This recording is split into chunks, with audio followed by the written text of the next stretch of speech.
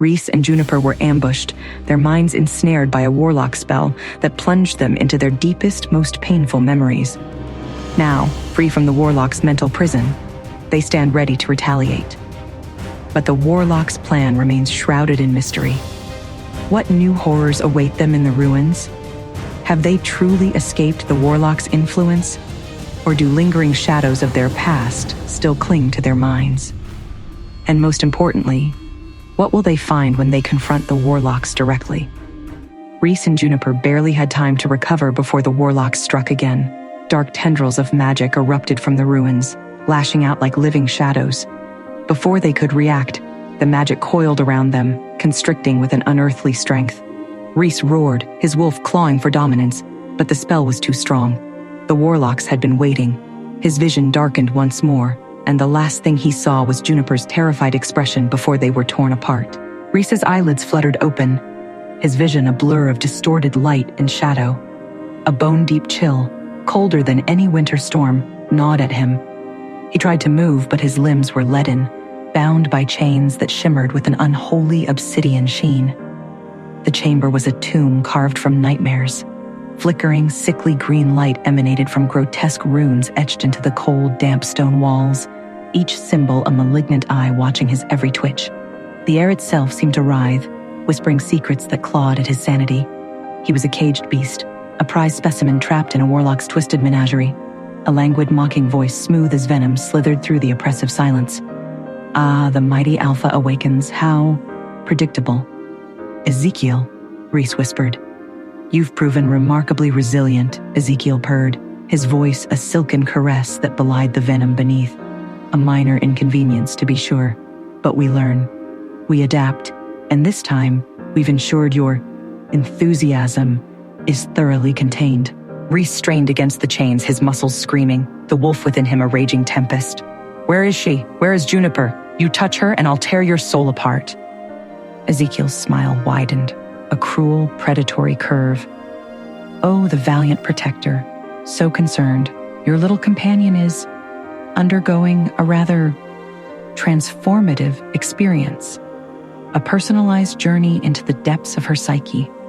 We've found her vulnerabilities, you see, and we're exploiting them with exquisite precision. He paused, savoring the look of raw terror that flickered across Reece's face. You'll witness her metamorphosis soon enough. A spectacle, I assure you. Fury, cold and absolute, consumed Reece. He would not be broken. He would not be contained. He would unleash the storm within him, shatter these infernal chains, and paint these walls with warlock blood. But a chilling dread coiled in his gut. He knew with a certainty that chilled him to the bone that they had anticipated his every move. They had woven a trap of shadow and despair, and he was ensnared within its suffocating embrace. The silence was a suffocating blanket, a void that pressed down on Juniper's ears, amplifying the frantic pounding of her heart. She shivered, an unnatural cold seeping into her bones, chilling her to the core. She was trapped in a circular chamber of cold gray stone, its walls slick with moisture. She felt weak, drained, as if her very essence was being leached away. Her hand instinctively went to her hip, searching for the reassuring weight of her dagger. It was gone. A whisper, cold as a grave wind, slithered through the oppressive silence. Do you truly believe you can escape your past, little sister? Juniper's blood ran cold. She spun around, her eyes darting through the shifting shadows. Gale. Her brother stood before her, his form flickering between solid flesh and insubstantial shadow. You left me to die, he hissed, his voice a rasping accusation that tore at her soul. The chamber around her began to warp and twist, the cold stone walls melting away, replaced by the stark, desolate landscape of her past. The warlock's magic had dragged her back, forcing her to relive the moment that had shattered her world. They were playing with her memories, twisting them into weapons, using her guilt to break her. This is your penance, Gale's shade whispered, his voice laced with a venomous satisfaction. You belong here, drowning in the ocean of your regrets. Juniper's breath hitched, a sob caught in her throat. No, this isn't real.